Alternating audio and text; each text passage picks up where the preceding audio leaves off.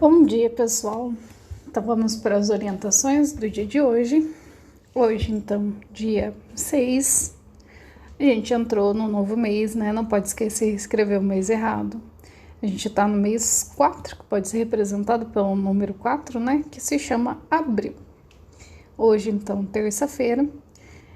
Lembrando que daqui a pouco não, né? Às 11 horas, para quem puder entrar, eu vou estar mandando o link da nossa aula pelo Meet. Na verdade, não é aula, né? A gente vai conversar um pouquinho, matar um pouco da saudade e se conhecer. Bom, vamos para as orientações. Então, no livro de matemática, a gente vai relembrar o conceito de dobro e triplo. Lembrando que dobro é como se eu falasse 2 vezes, e o triplo é como se eu falasse 3 vezes, ou vezes 3, ou vezes 2, tá? É a mesma ideia. Quando eu falo 2, eu falo o dobro. Quando eu falo vezes 3, eu posso falar também triplo, tá? É como se fossem sinônimos. E tem quádruplo, quíntuplo, mas isso daí vocês vão estudar mais pra frente. Por enquanto a gente vai estudar dobro e triplo. Bom, deixa eu abrir o livro. Peraí.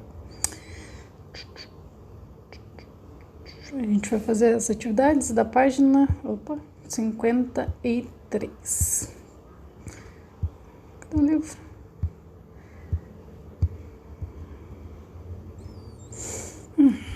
Fechou. Deixa eu abrir o livro. Matemática. 53. Aqui. Opa. Então, ó, lá em cima já, o nome da página é dobro e triplo.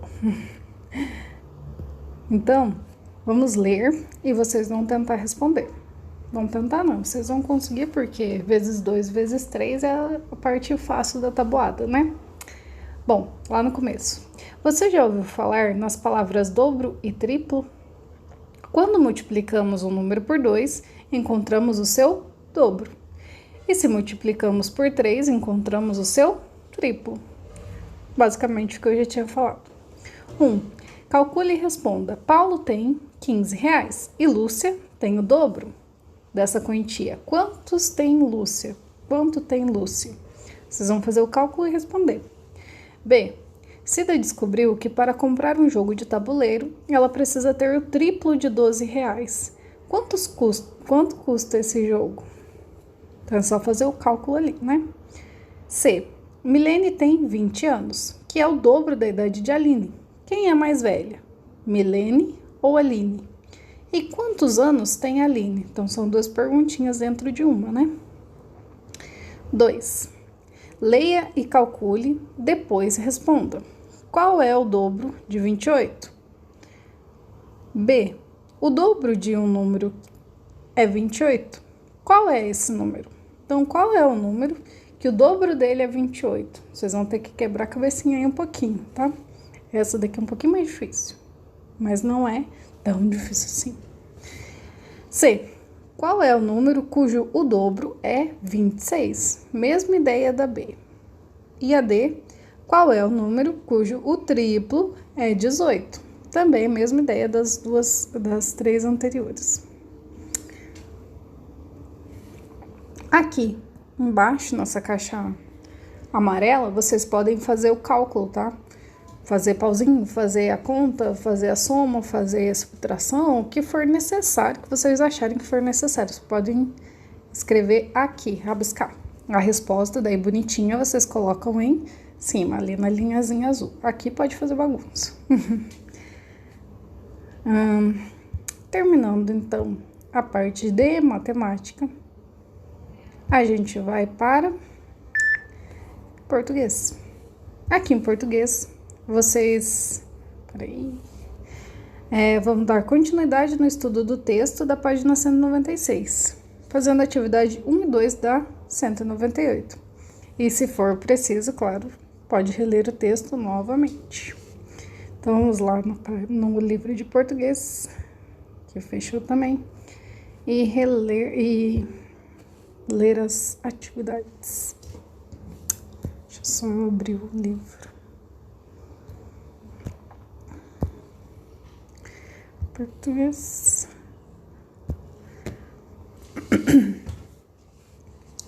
Página 198.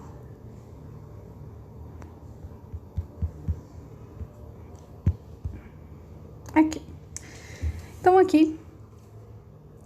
Deixa eu pegar a minha caneta. Então, aqui a gente tem as questõezinhas da página 198, que é o que eu escrevi lá. Então, número 1. Releia esse trecho do livro. A menina de nome enfeitado. O trecho é esse aqui, tá em azulzinho. Estou orgulhosa de você. Sem o H, eu teria que ficar orgulhosa. Gulosa? Eu é que sou. Quero comer sua broa de milho. Aí temos as perguntas. A. Você sabe o significado das palavras destacadas? Se precisar, consulte o dicionário. Claro, se você tiver. Se você puder pesquisar também no Google, serve também, mesma coisa, né? Até melhor, que alguns dicionários ficam desatualizados e o Google não. E as palavras destacadas são essas em negrito, tá?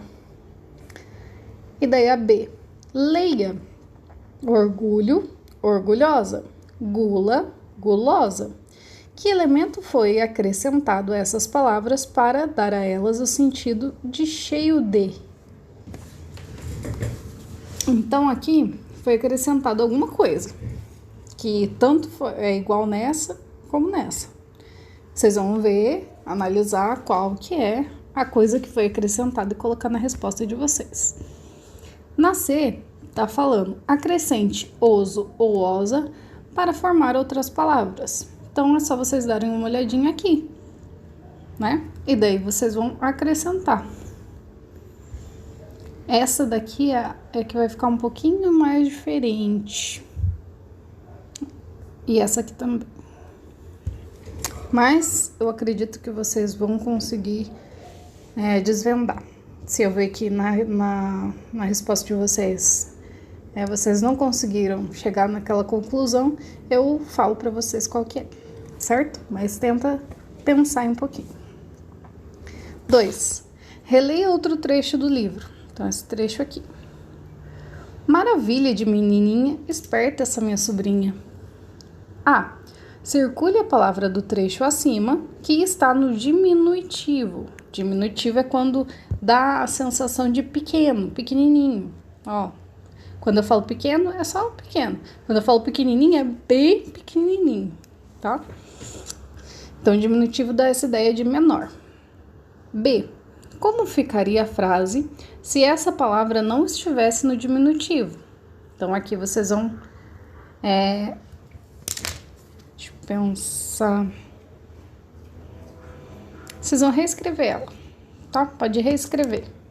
Como que ficaria? Terminando o português, que é só essa página. Aí, a gente vai para... geografia. Então, aqui em geografia, a gente vai ver um pouco mais sobre paisagens. Eu acredito que vocês devem ter visto alguma coisa no passado, e agora a gente vai reforçar o que vocês aprenderam ano passado, enfatizando o que é paisagem natural e artificial. Isso tem que ficar bem claro para vocês, tá? Então, vamos lá no livro ler a página 9. Que ótimo, fechou agora o livro de... fechou de geografia. Vamos lá, abriu.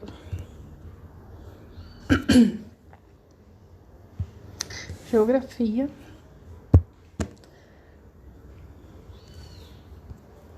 Vixe. Página 9, olha certinho. Então, aqui a gente vai ver diferentes paisagens. Eu vou ler aqui com vocês, tá? E depois eu vou explicar o que vocês vão fazer de atividade. Então, aqui, diferentes paisagens. Deixa eu pegar a caneta. Diferentes paisagens. Andando na rua ou olhando por uma janela, vemos diferentes paisagens. A paisagem revela a imagem que podemos obter de um espaço por meio de nossos sentidos: a visão, a audição, o tato, o olfato e o paladar. Quando estamos na praia, por exemplo, é possível ver o mar. Então a gente está com a visão aqui, o sentido da visão. Ouvir o barulho das ondas, então aqui é a audição. Nossa, que letra horrível. Tocar na areia, então aqui a gente está falando do tato. E sentir o calor do sol, também falando do tato, né? O cheiro do mar, aqui a gente está falando do olfato. E o gosto salgado da água, que a gente está falando do paladar. Dessa maneira, percebemos a paisagem. Então, vocês viram como está relacionado os nossos sentidos, que é a visão, a audição, o tato, o olfato e o paladar, com as paisagens. Não todas, né? Mas algumas a gente vai ter só alguns dos sentidos, né? Para analisar ela.